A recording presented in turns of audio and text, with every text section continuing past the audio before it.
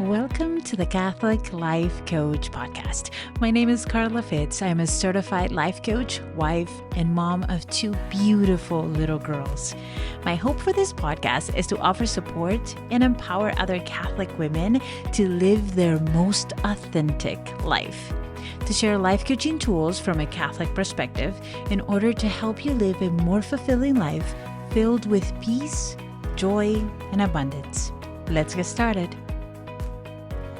Hello, everybody, and welcome. I'm so excited. This episode is another special episode. I've invited a new friend to come over with me and have a conversation about authenticity. You all know how much I love us all to step into whom God is calling us to be. And I think this is going to be a great conversation. Her name is Krista. Hi, Krista. So Hello. excited to have you. Introduce Thanks for having yourself. me. Yeah. So my name is Krista Pichler, and I founded Remnant Marketing just under 3 years ago.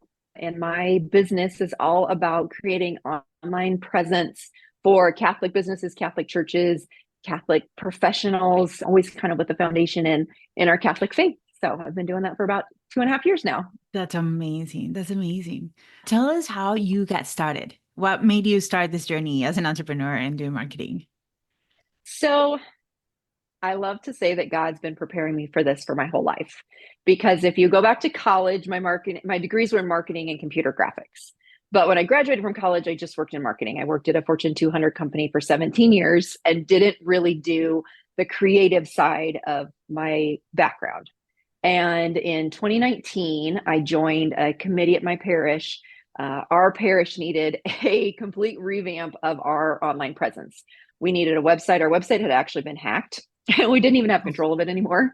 We didn't have Facebook. We didn't have YouTube. We didn't have any of the, we even reevaluated our bulletin. So through that process on the communications committee, I took on the project of designing the website. And like I said, this wasn't a stretch because that's what my undergraduate degree was in, one of them. And so in 2019, I went through this whole process, built out an amazing website that I love to talk about and still get questions about. And, then kind of just moved on, back to life and my regular job. And then I went to a silent Ignatian retreat in November of 2021. And in the presence of the Blessed Sacrament, just had a really powerful experience that God wanted me to do something different with my life. And God was telling me that I needed to basically do that, go out and do church websites and help just spread the gospel through churches and Catholic entities, because everybody needs a website. Everybody's online now. And if you've got someone searching, like, I want to join here, I want to return to my faith, if you don't have something beautiful and engaging, people are just going to move on. And so I started my company in January of 2022, came home from that silent retreat and told my husband, guess what? I'm quitting my job that pays me very nicely and has good benefits and all of these things. And I'm taking a leap of faith. And he was very supportive. He was definitely surprised, but he was very supportive. And I've never looked back. It's been an amazing blessing. God has blessed me richly in this venture. And here we are. I love it. I love it when God puts something in your heart and then it consistently comes back. I think that's one of the mistakes we make is like, oh, what if it's not God's calling? I think he's very persistent and he's very clear. Mm-hmm. And for me, I kind of had a similar experience because I was in real estate prior to becoming a coach. And I loved the part of like helping people and showing them houses. And I actually loved the paperwork more than I enjoyed looking for the people to show houses. I just did not enjoy the marketing side of it. And Mm-hmm. it's crazy because I remember thinking, I just started this thing. And then I came home and I told my husband the same way. I'm like, hey, I feel really called to do this life coaching thing. And he was like, okay. But I think that's another grace that God gives us too with our marriages and stuff, is like that support of our husbands and that belief that they have. I feel like it's a grace. That God is like, just trust Yes. her. It sounds crazy, Yes. crazy, but trust her. Yes. Yeah. It's funny because whenever people ask my husband how I'm doing, or even if we're together and someone asks like, oh, what are you doing now? He loves to jump in and tell the story. Yes. Like it's cute. Like he's so proud of how well I've been doing that he wants to tell the story. They'll like ask me, so tell me what's going on. And he'll like, no, I got to tell you. Yes. My husband's the same way. He's like, oh, my wife is a life coach. She she coaches Catholic women. And he just gets super excited about it. And I'm like, I love that they do that. It's amazing. Yes. But yeah, Yeah. and I think that kind of goes into the conversation we were having prior to recording on listening to God's calling and being authentic to what he's calling us to do, even when it doesn't seem to make sense or make sense to other people as well. Hmm. What's your thoughts? Yeah. So I don't want to jump ahead into authenticity, but I just feel like when I worked in my corporate job, I checked my faith at the door. Like you just didn't Mhm. ever talk about faith. And that was one of the big drivers for me. Is like, I don't want to be two different people. I want to be this one person. And Mhm. so even after I started my business and would be telling people what I was doing, if I wasn't speaking to what I would call a warm lead or a friendly audience, I was vague. I was like, oh, I'm going to do website design and social media management. Yeah. And I didn't go all in with my mission is to help advance the Catholic faith. I want to help Catholic entities that are churches or businesses or organizations. I want to help them be successful. I want to help. My business is called Remnant Marketing. I want to build that faithful remnant. I want to grow that faithful remnant that remains. And I was hesitant. And even I'm not as bad now, but early on, it was definitely, I didn't go all in on the mission when I was talking to what I would say mixed company or someone that I wasn't sure if they would think that it was as cool as I thought it was. So true. It's so true. And I can relate because when I started in coaching, I was like, I'm just gonna do weight loss in general. But my struggle, and I kind of came from the same thing as I was teaching prior. And I was teaching in public schools. And that was something that I just hated, was that I just could not talk about God. And I always carry a cross with me, and I couldn't explain to my kids what that was. And it always made me so sad and felt Mm-hmm. so like retained and held and silenced. And then when I got into coaching, immediately after coaching, the goal in my heart was to create a Catholic business for women. And I wrote it down. It's in my wall still, but then I ditched it. I'm like, no, that seems too narrow. And then God, of course, like I said, very persistently was like, no, Yeah. you're going to go back and do what I'm asking you to do. I have a purpose for this thing. And that I think is powerful. And it's a little scary. I think when we go out and say to the world, not only am I a Catholic, but what I do is for Catholic people. Mm-hmm. Well, when you and I talked before, we had the conversation about narrow. And I had told you, I'm part of this online community that coaches women to build their businesses and whatnot. And it's not Catholic focused, but it's all about helping women be successful. And so early on, we were talking about our niche and what we wanted to focus on. And I had Mhm. told the woman who runs this group, I'm going to focus on Catholic churches and Catholic businesses. And she's like, gosh, I just feel like that's too narrow. I don't know if you're going to have enough clients. And then just a couple months ago, maybe a month ago, I was having coffee with a woman that we were just talking about all sorts of things. And she's like, what a blessing that she told you it was too narrow. She's like, you're taking the narrow path. And that's what God calls us to in scripture is like, don't take the wide path, the easy path, the one Yeah, most traveled. And I was like, gosh, I never thought about it that way. Like, I love that she just immediately keyed in on that word narrow. And she's like, that's a good thing. And I'm that's like, very yes, fitting. yes, right? Like, to your point, God continues to call us. God continues to help us stay on that path. And he was speaking to me that day, like, you're on the narrow path. Stay Yes. there. And it is tricky. I just posted a reel because one of the things that I ran into, this is going to take us in a different route, but I think it'll be okay. That I have been very called to learn about is manifestation. Hmm. And it freaked me out at the beginning. I was like, nope, I'm going to leave my faith. I'm just going to like go into this hole and leave God because I believe that it was like, you do it on your own. You do not need Hmm. God. And I started working with a coach, and she's all about manifestation. And she talks about God as the universe, right? Hmm. But the more I learned about it, everything comes through my brain in a Catholic perspective. Hmm. And then I'm like, oh my goodness, this makes so much sense in our faith because it's trust, it's surrender, and it's belief that God is going to provide for us. And it's knowing Hmm. that He's going to give us what's best.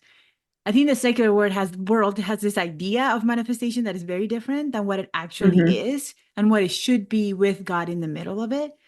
But if we say no to God in our calling, then that message isn't cleared like that, or that whatever God needs to be sent out to his people cannot be utilized. Does that make sense? Like I was scared. I was like, I don't think this is where I should go, God. And God's like, yes, yes, you're going into this.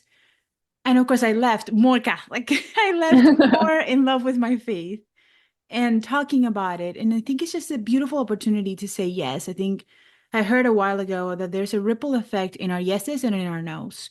When we say yes to God, there's going to be a ripple effect and lives touched that way.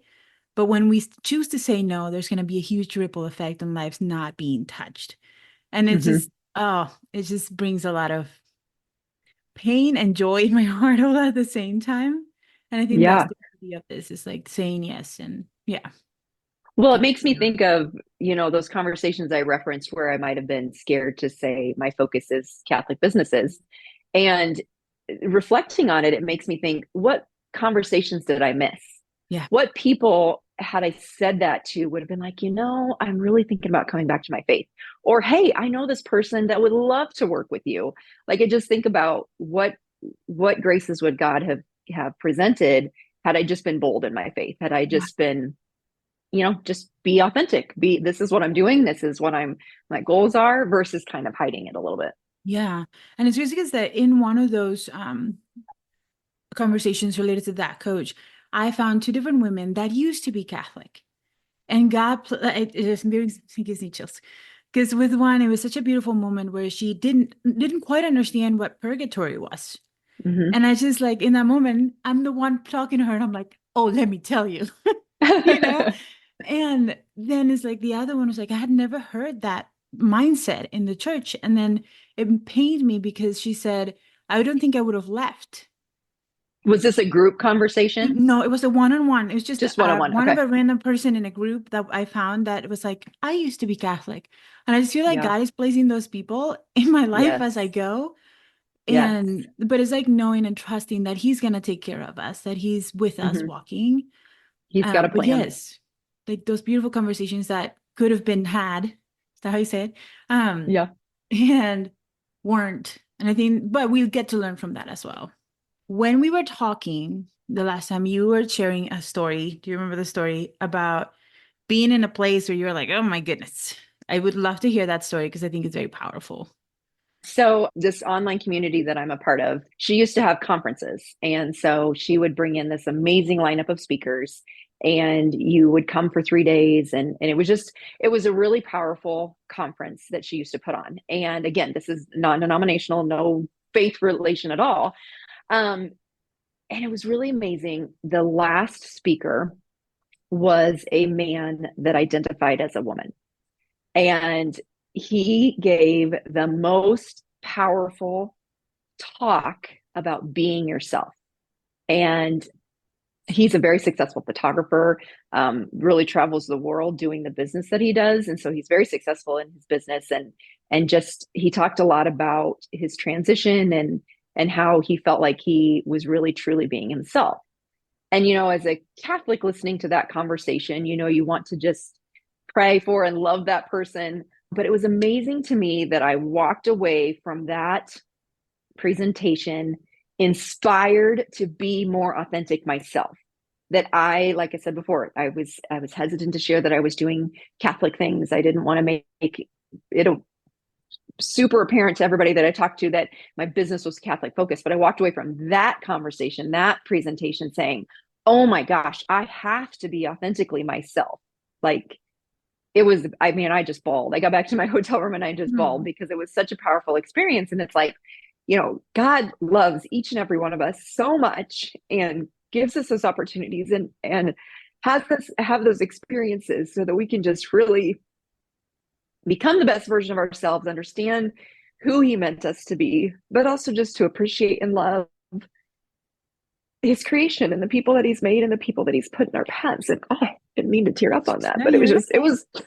it was really powerful, and it was really Yeah. inspiring to come back from that and just be re-energized for my business. Yeah. Yeah, I think, yeah, when you shared that story with me, that was my reaction. That's why I loved it because it was just, I have had so many experiences in which the least people that I expected to be touched by were the people that touched my heart. Yeah.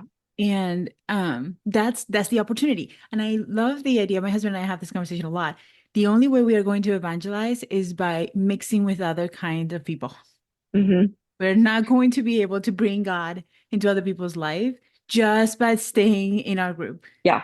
In It your is comfort zone. comfortable to be in our group, Yeah. Yeah. but that's not the way we evangelize. And I love that so much and your emotion with it too, because it's so true and it's so impactful to step into the shoes that God is calling you to step into and go, even when it feels Hmm. uncomfortable.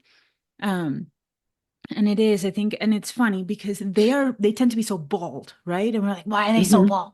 Like, well, we Hmm. need to be more bold. We need Yes. to step out and say what we believe and stand for what we believe, not in an attacking way, but in a teaching way, in a loving way. Yeah. Yeah, and it can touch so many lives. Yeah. So I have a sticky note up on my wall over here. I don't even remember where I got it, but I wrote it down and it says holy boldness.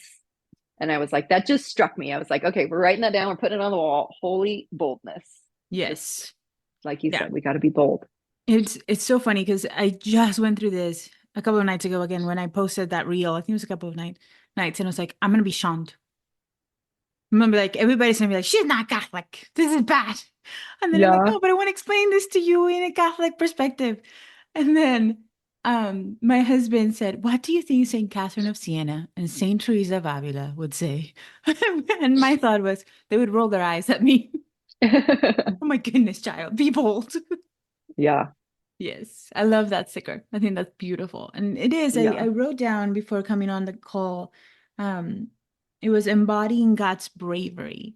My sister just shared with me yesterday, she's like, remember that God also had backlash. He was Hmm. here and he was not listened to. He also had people that didn't like it. And yeah, it's God's bravery that we need and his grace. Yes. Yes. Yeah. Yeah, and I think and also like in different areas of our lives, like when it comes to our business and our motherhood and our marriages, that authenticity is needed because everybody's going to have opinions and thoughts and beliefs, Yes. but we need to stand in what we believe. What would you say is something that listeners could use as an advice to be authentic, be real? Well, I mean, I think first and foremost, it's important to be authentic with God. Like I just think about prayer and how he already knows everything. He knows what you're going to ask for. He knows what you're not going to ask for because maybe you're embarrassed to ask for. And so it's like when you can be authentic with God in your prayer with him, it helps you to be authentic in life. Yeah. And so I feel like it's that practice talking to God so that you can be authentic in your own life. And then just the trust, we talked about this before, the trust. If you trust in God, you trust that I'm going to take this leap, I'm going to be authentic, I'm going to do this thing, but like God's got me. And if it doesn't go well, that's probably God's plan, and Yeah. that's okay. You're going to learn from it. And so it's kind of like having the humility to be okay with that. Like I'm going to be authentic, and if it crashes and burns, probably God's plan that it Yes. crashed and burned because I'm going to learn from it. So Yeah. But yeah, I I don't know always say if that that answered your question. no, no, it does absolutely because I that's one of the things I always say is like there's no time wasted. God is giving us these opportunities to experience certain things for a reason, and there is always something Yes. you're learning. But yes, I love that. I love that. It's what do you think? How has authenticity in your life changed your life and your relationships? Oh, well, I mean, there's communication is so critical. I mean, you Mm. can't have good relationships without being a good communicator and being willing to be vulnerable in that communication. And so I think that's definitely been a process, an evolution for me in my life is just being more open with things. There were a lot of times that I would be scared to say something because I was afraid I'd upset that person or they wouldn't like me anymore. I mean, being completely vulnerable right now, I've lived for a very long time feeling like, oh no, people aren't going to like me. People don't remember me, even though we had that lunch or whatever. Like they don't even remember who I am. And so it's like being vulnerable, working on my communication, finding ways to be authentic in that communication, and even just to have that communication with people has helped to build those relationships in my life. And then when you take that risk, you are vulnerable, you work on that communication, the relationships you build are so much more strong and valuable. And so then it just builds on itself. Like you're authentic, you have that good communication, you build that relationship, but like it just continues to snowball in a positive way. Yeah. Yeah. Yes, that is beautiful. Because one of the things that I am always sharing with my clients too is we think people want to see us in like the perfect light. Mm-hmm. But in reality, we're human and we want to see reality. We want to see who they are. Because I Mm-hmm. also think I heard a friend talking about when we are in friendships, we show up as we think that person wants us to show up. Mm-hmm. But first, it doesn't work. Second, it's exhausting because by the time you're done talking to that person, you're like, who am I? It's Mm-hmm. like I have to like be Mm-hmm. guarded in everything that I do. But when you step into that person that you are and love, it's so freeing. I had somebody ask me, what is something about you that even if no one liked, you wouldn't give up? And I'm like, I'm Venezuelan. Like I have an accent. If you don't like my accent, I'm sorry. It's beautiful. I I just can't love it. help it. It's Yeah, like, yeah, it's like there's nothing I can do about my accent. If you don't like it, go away. right. That's your You're not my problem. person. Yeah. And but I think with a lot of things, including our faith, we tend to be more sheltered. It's like, Mm-hmm. no, I don't. And it is uncomfortable. And for me, it's like one of the things that I believed about myself, because I'm kind of like you, where nobody likes me, no one's gonna remember me, was I was too silly and no one would take me seriously. Mm-hmm. And I have found that my people are just like me. They're I'm the gonna opposite. I'm too serious, and I feel like people don't like me because I'm too serious. see, it's like because we have thoughts about our own Yeah. personalities. Yeah, because I'm always laughing. But when I shelter my laugh, then no one can connect with me. Because I have Yeah. this like filter in front of me that is like, I'm this serious coach. I will never laugh. I will never joke. And I'm like, I can't do that. That's not natural. But I Yeah. love that because our people are going to connect with that. And that's how Mhm. we create those relationships is by being ourselves.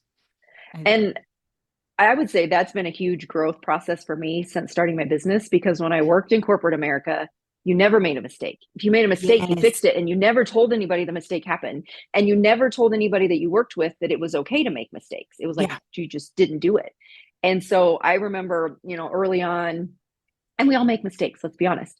Hmm. Early on in my new business, like if I made a mistake, I would my first inclination was like, okay, don't tell the client you screwed up.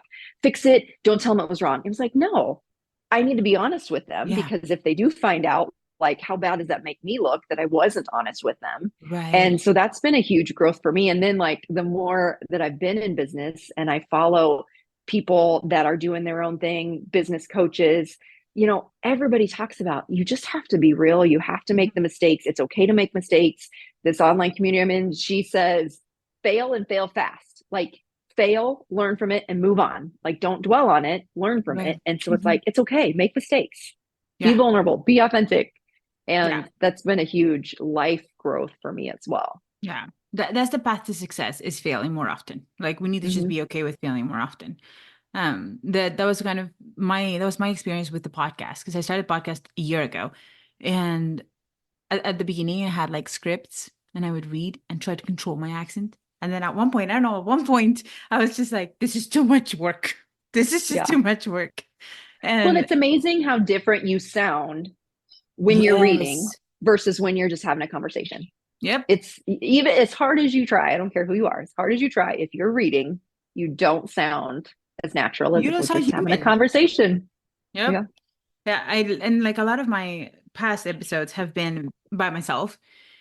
And my sister joked because she's like, every single time you start with, hello, my friends, you have a different voice. But when I'm having conversations, I've noticed that my accent kicks in more. And Hmm. it's just because it's a real conversation. And I love that too, because Yes. it's like when they're Yes. working with me, they're gonna know my accent. I Yeah. can't hide that. So Yeah. yeah, I love it. Yeah, it's very freeing. You guys try it It out. is. Don't care so It much about is. what people say. It's just be you. I love it. Okay, my question for you is, this is how I love ending the podcast, and I love having this conversation, and I love authenticity and being who we are. But who is a saint that you love, and either a quote or a prayer that you love? Oh, I love so many saints. I'm actually going to digress for a second. I'm reading a fiction book right now, but it takes place in the Vatican and blah blah blah. Anyway, and there's a line in that book. It's a father and his son, and they're talking about something they want to pray about. And the son loves soccer, and so the father asks the son, like, which saint did you ask to help you with this? And the son is like, well, I think of the saints as like my soccer team on the bench, and I'm calling this saint off the bench today. And like I said, it's just like a beautiful story to think about the saints. And so I would say I have a whole bunch of saints. Like I I love lots love of that. saints, and I love to, engage different saints as needed. But the one I would say, as far as a quote and that has resonated with my business and my goals to do what I want to do, is St. Catherine of Siena, and her quote, "Be who God meant you to be, and you'll set the whole world on fire." Love it. And St. Catherine of Siena is also really special to me because my daughter is named Siena, actually No after Siena, way. My Italy. daughter's Yeah. name is Sienna Oh my gosh, that's because of her. I amazing. love that. Yeah, It's yeah. So amazing. my husband and I went to Italy in 2011. Mm. This daughter was born in 2015, but we just were always like, we're going to name a daughter Siena. And so then her saint is Catherine of Siena. So she's a special one for me. I love that. I didn't realize. I'm so excited right now. I get very pumped when I hear names like that because that was our thing. Mine, I went to Italy in 2011. Oh, And wow. yeah, with the college. And I visited St. Catherine, and I just like, it helped me, like, intercede for me to help me find an amazing Catholic husband. And that same year, was it 2011? 2012. And that same year in September, we started dating. My husband and I started Oh my dating. And gosh. then 3 months later, I told her that our kid's name, the first one, was going to be Sienna. And I was like, well, if he doesn't like it, he's not the one. I Yeah. was like, this is the name. And he loved it, of course. But yeah, she is fantastic. Her and St. Catherine Yes. of St. Teresa of Avila are mine. And that's my other Okay. daughter's name is Avila. Okay. But Beautiful. yes, that's amazing. Beautiful. That's amazing. Yeah. No, I don't think I've met very many people whose kids are named Sienna.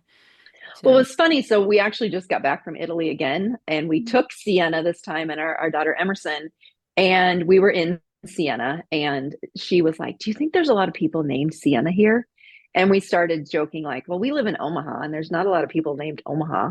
yeah, Um, but we met two different families. Now, granted, they were American families that their daughters were named Sienna as well, and it was because they loved the the town of thing. Sienna. Yeah, So I think there's more Siennas than we realize. Just I I don't love know that. any. Yeah, Yeah. we took her last year to meet her, and she loved it. And yeah, Avila is claiming hers now because she's like, okay, when are we going to Spain now? When are This we is going mine. there? But Yes. I love it. Beautiful. I love that's yeah. I love that quote too. It's one of my favorites. Okay, I loved having you here, but I want to know how people can find you, to follow you, to reach out. Yeah. So, like I said, my company name is Remnant Marketing.